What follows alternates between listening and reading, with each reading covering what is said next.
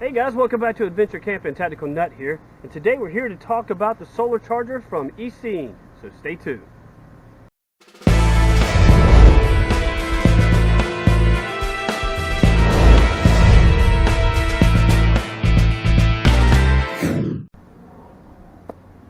Alright, so what I'm going to do now, as you can see here, I have hooked the solar charger up to the hammock using the included carabiners. I have 4 of them on this other side, but if you were out camping, this could possibly be, depending on your setup, you could use a tree nearby, use your pack.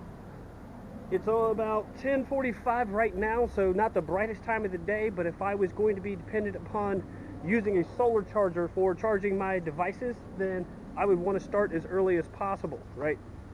So what I'm going to do is it's 10:45. My phone is now at, if I can, 65%. Let's see if you can see that. Hopefully you can.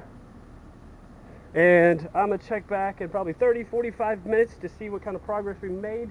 I am using my phone cord that came with the phone because I have found that using the one that's included, it does work, but it doesn't charge as quickly.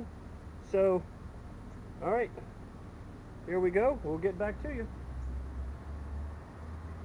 Oh, and I am keeping it out of the sun, just because if it's sitting in the sun, it is going to overheat and then it won't charge at all. I have discovered that as well.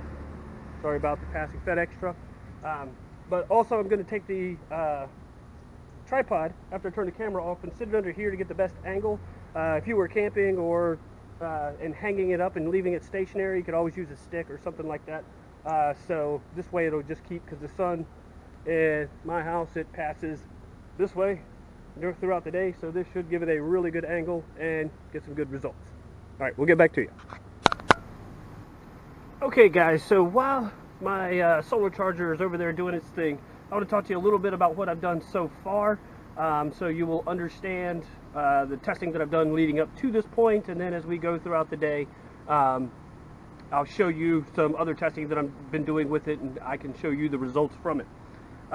One is, I suffered for you people, okay? Just so you know, I suffered to get some of this testing done, and I hope you appreciate it, because I had to go and sit at the pool over a couple of days in the blazing hot sun, right? Yes, there was a pool and I could go swim and cool off in the water, but I got to sit at the pool. And so what I did while I was sitting at the pool was, one, I had my phone connected to the charger. I'll roll in some pictures at the very end so you can see. And what I had on was the Wi-Fi, because I was streaming Pandora, and the pool in my neighborhood has Wi-Fi that you can hook to. The network was up, and the location services and the Bluetooth, right? So while for an hour and a half of streaming music and all the functions on the phone, I think it gained like 12% in an hour and a half.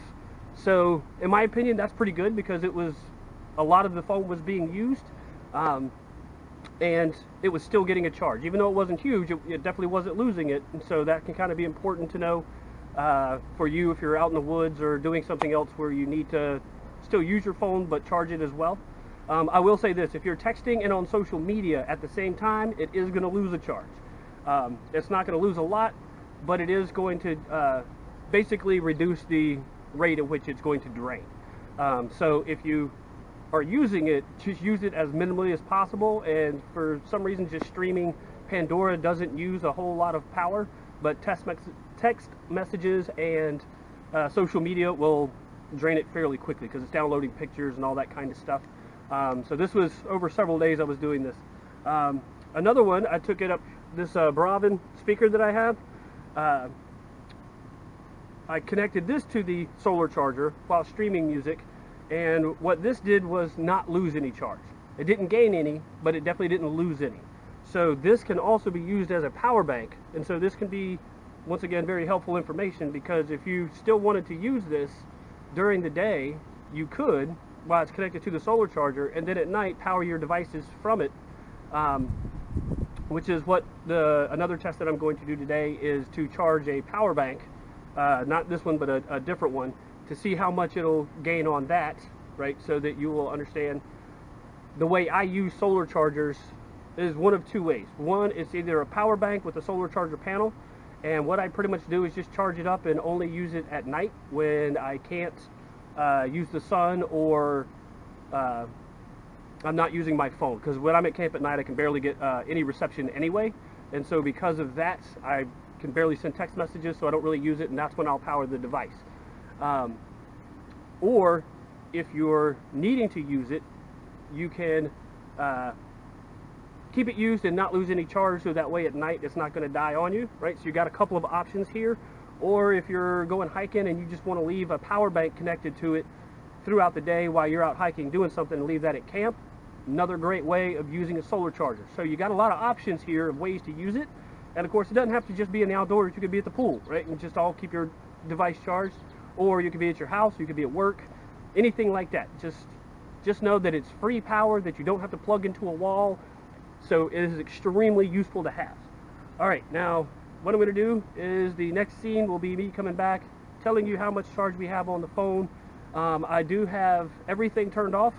Have it on airplane mode, the Wi-Fi is off, the Bluetooth is off, location services is off, and I put it on maximum power saving mode, which I have a Samsung Galaxy S7, and so if you know about Samsungs, their max power saving mode can go for a really long time without using any power. So hopefully we'll get a good result out of that, or I can show you a good result out of that, and then we'll move on to the power bank. All right, stay tuned. All right, so we're back. Just so you know, it has actually been 2 hours since I set this up. I did that because I didn't realize all my power banks were fully charged, and so I've been trying to charge other devices so that I could get it down enough so that I could test that out. So let's get the phone. And yes, I kept it covered up the whole time. I don't know if I mentioned this earlier, but the reason why I did that is because if you leave it in the pouch that's on the back of this, and I'll describe more of that later, and I left it out in the sun, I did that the first time, it actually overheated the phone and it stopped charging. So that's why I kind of didn't do that. But if you keep it under something, I had it sitting out one time with the hat on it, or you can put it in your pack while you're walking around. Or like if you watch any of my camping videos, you see I always hang my pack on a tree. You could put it in the pack and then hang this onto the pack, right? So right now,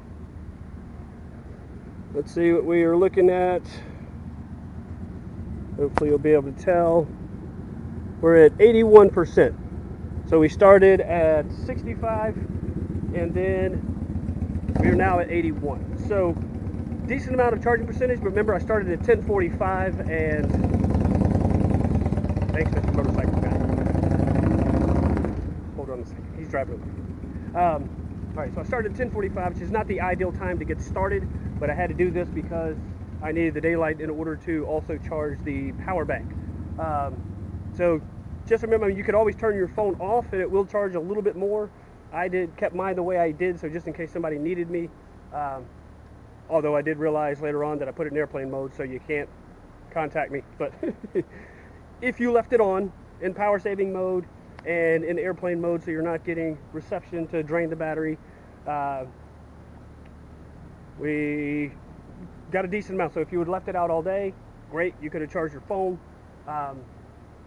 But like I said, what I like to do is to use it to, and that's why, so I don't have to carry this around everywhere. If I go camping and hiking, while I'm hiking, I can leave this charging my power bank so that I can use the power bank at night when I get back. Because I use my phone very little when I'm out in the woods anyway. You know, I mostly just take pictures. All right, now on to the power bank. All right, so here's what we're going to do now. Hopefully you can tell the two blinking lights here. There's supposed to be 4, right? Because this is a 16,000 milliamp power bank. So I moved this to the front yard because now the time of day, the sun's starting to pass over the house and will be here most of the day. And I'm going to put it in my 511 bag.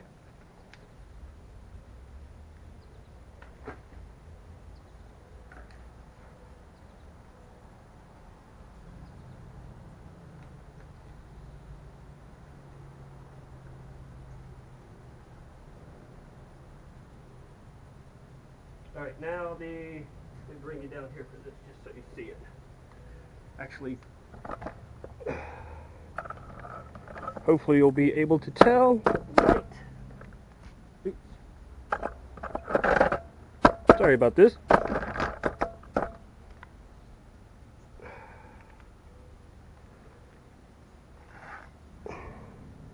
But now the second one is blinking, so it may be a little less charged than the halfway point. Now it's solid. Okay, now we're at halfway definitely. So we got 8,000 milliamps left to go. Make sure that stays in there good. And then basically what I'm going to do with this one is just see how long it takes to charge the whole thing back to full. So not going to give it a set amount of time and come back, because this is not as accurate since it doesn't give numbers for how much percentage it is. It just goes by 25s. So we'll just see how long it takes to get it back to full charge. Okay guys, to finish up and sum up the testing, as you can see, we now have 3 dots lit up. When I first plugged it in, the second dot started to flash for a minute or so, so that meant it was probably just below 25%. And when I plugged it into the wall, the 4th dot started to light up, so it means it was getting close to the 75% range in order to finish the complete charge. So I put it on about 12:45, stopped at about 6, and probably had about an hour of either it being in the shade or clouds covered, because I did have to move it for a little while I was inside cleaning. I moved it back here, so it just didn't have to worry about somebody attempting to take it. And when I came out, it was actually in the shade, so I moved it to the front, and then we had some cloud cover. So probably a good solid 5 hours, and you have at least 50%, if not a little bit more, of a charge on a 16,000 milliamp battery. So this is why I was kind of saying that it's better to carry one of these to charge your devices at night, and during the day use this to charge this, right? And so that way you'll always have power when you need it. Now I didn't go over, it is 2-panel. I did get the camouflage version. There is one that is black, and then they also have a 3-panel one, I believe, but this is just what I wanted to go with. It does come with the 4 carabiners, so you can attach it to a pack or anything else, or as you saw before, a hammock, possibly a tree. Your little pouch back here. It will hold your phone. What I would recommend while it's charging, I would just keep like backup cords that you may need in here, depending on, like, everything I have uses a micro USB, but you could always put a small first aid kit in here if you wanted to. I mean, you can kind of get a little creative. Your charging port is here, and it does have a cover, so you're looking at when it's not in use, if you left it out in the rain, because obviously you can't use it in the rain because there's not going to be enough cloud cover. It is going to help protect that port. Zippers work really well. They are not YKK, but for this kind of thing, I don't see a need because these work really well. And as you can see, the little zipper pulls do have their name on it. But all in all, guys, I gotta say I've been really impressed with this. It does everything that I would need it to do. It charges just as well as any other solar charger that I've had, if not maybe a little bit better. So yeah, I'm really happy that I got this. Thank you guys for sending it to me to test out. I really appreciate that. And so I'll leave an Amazon link to it down below, and I believe there's also going to be a coupon code for you in case you want to get it. I definitely would recommend it. All right, guys, hopefully this will help you in your purchasing decisions of finding a new solar charger for yourself. And in the meantime, guys, be prepared, have fun.